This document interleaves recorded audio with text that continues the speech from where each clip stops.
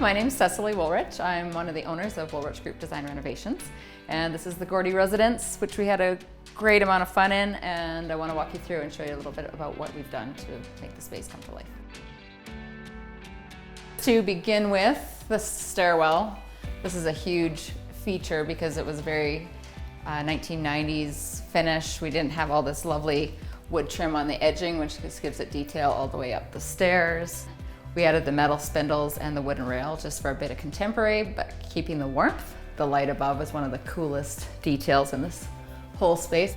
When you talk to Kim and Patrick, it's the kitchen that really didn't work for them. We really didn't have a lot of space for their friends and family to come and sit. So this is a huge U-shaped island with a raised bar. Took out the corner pantry, made sure we had the exact same linear footage that was inside the pantry to in the individual pantry spaces. So that was really, really important that we didn't lose space. We don't have a ton of room in the house, so we wanted to use every single inch. This is a lovely patinaed metal that we had custom made to go from cabinet to cabinet. This is one of the coolest features that takes away from the traditional just wall mount hood.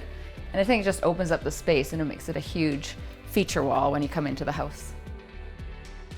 The fireplace is another great feature. It went from just the mantle and stone below the mantle to a full height fireplace with the inset TV and fireplace. It just gives it a nice clean look, but the texture of the tile keeps it warm. So this space is all about cleanliness but texture. So this room we didn't do much. We've added some wallpaper to it, and the drapery is just to make it a little hotel feeling, but it's the bathroom that was a major transition.